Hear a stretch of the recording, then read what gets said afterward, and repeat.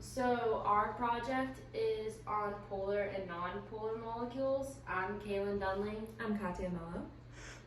Let's get started. So our first section is going to be on bonds.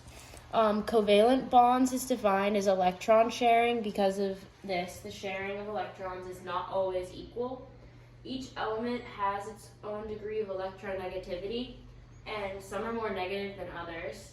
And when we're talking about polar and non-polar bonds, we're always talking about covalent-based ions. These electrons are simultaneously attacked by two atomic nuclei. A covalent bond forms when the difference between the electronegativities of two atoms is too small for an electron transfer to form ions. In polar covalent bonds, the electrons are shared unequally, as one atom exerts a stronger force of attraction on the electrons than the other. The ability of an atom to attract a pair of electrons in a chemical bond is called its electronegativity, as seen right there. Covalent bonds between different atoms have different bond lengths. Covalent bonds can be polar or nonpolar depending on the electronegativity difference between the atoms involved. And then we're going to go into some more detail about electronegativity here. And that is the relative measure of how strongly an atom attracts electrons when it forms a covalent bond. And as you can see from this table right here, on the periodic table, electronegativity generally increases as you move from left to right across the period and decreases as you move down a group.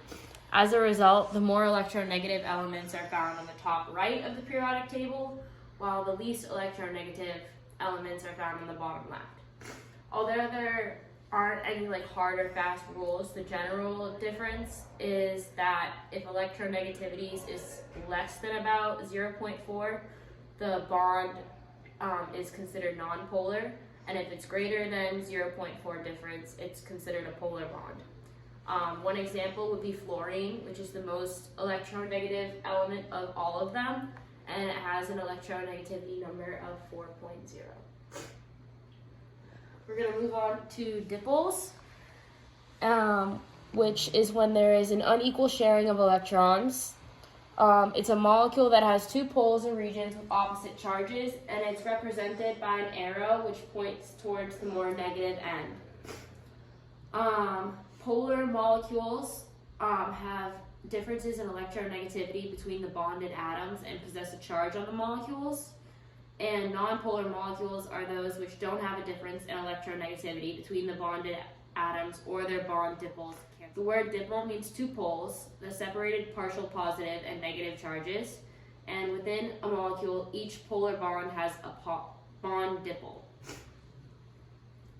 So we have polar molecules here, and one end of the molecule is slightly positive while the other end is slightly negative. They occur when there is an electronegativity difference between the bonded atoms or when two atoms do not share electrons equally in a covalent bond. Examples of some polar molecules would include water, H2O, sulfur dioxide, ethanol, and hydrogen sulfide. And then there's also nonpolar molecules, which are molecules that do not have a large difference in electronegativity. Nonpolar molecules may contain any type of covalent chemical bonds, but the partial charges cancel each other out. When molecules share electrons equally in a covalent bond, there is no net electrical charge across the molecule. Nonpolar molecules also form when atoms sharing a polar bond arrange such that electric charges cancel each other out. Some examples of nonpolar molecules would be any of the noble gases, any of the homonuclear diatomic elements, carbon dioxide, methane, ethylene, benzene, and I can't pronounce the other ones. And then, yeah. Alright, so we have differences in how to determine the ions. So this is kind of like a summary of what Kaylin's already talked about. So first we're going to start off with the polar ones. So one element is more electronegative than the other. So examples is like NH3, H2S, CO, and HF. So polar molecules will have a dipole, meaning some is partially positive and some is partially negative, which is what we talked about earlier in the presentation. So the higher electronegative element has a stronger pull on the electrons. When looking at a physical model, you can grab two different ends. So I'll go over some examples so we can see that. And then a general rule of thumb is the difference of electronegativity, which is 0.4, which is what Kaylin talked about earlier. And the more negative element will have the dipole pointed in that direction. And then we have non-polar molecules, so that elements have the same amount of electronegativity. So H2, N2, CO2, C6, H12, or any noble gases bonded to itself. The electrons shared between each element are equal to itself. So we have nonpolar bonds. So the elements have the same amount of electronegativity.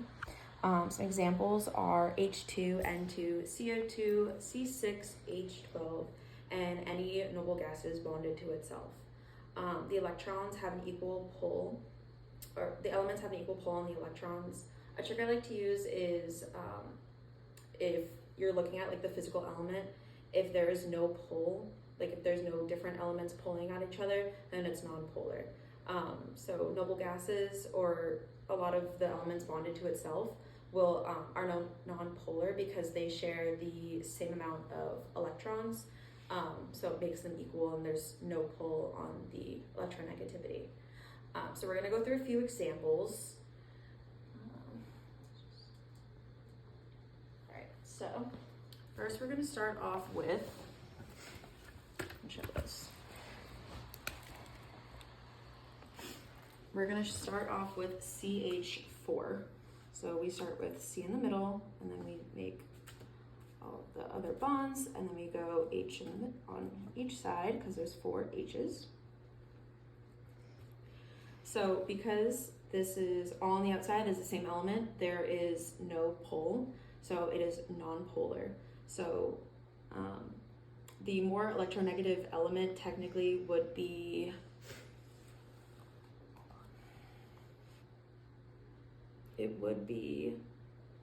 carbon in the middle. So the dipoles would be pointing towards the center on all of these different bonds, but they are all the same on the outside, so it is non-polar. So then we can do the next one.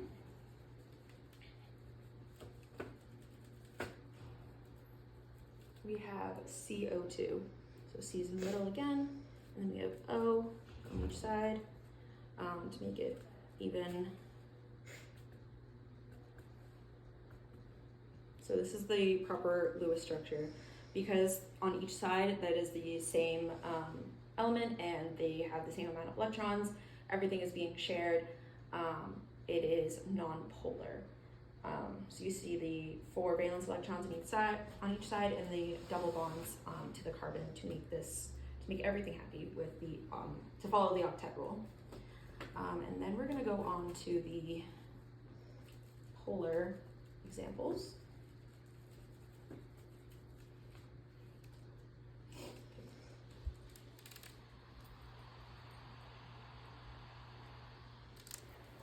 So we'll start with H2O because it's a little bit easier to explain. So we have H in the middle, and then we have O on each side. And then we have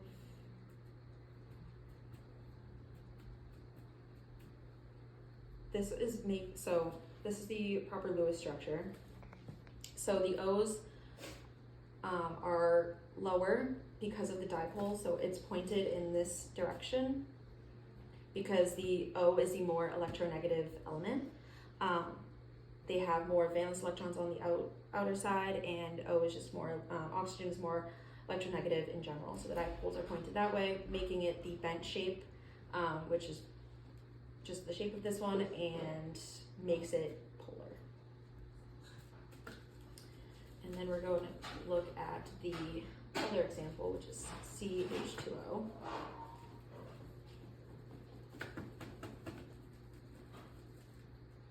So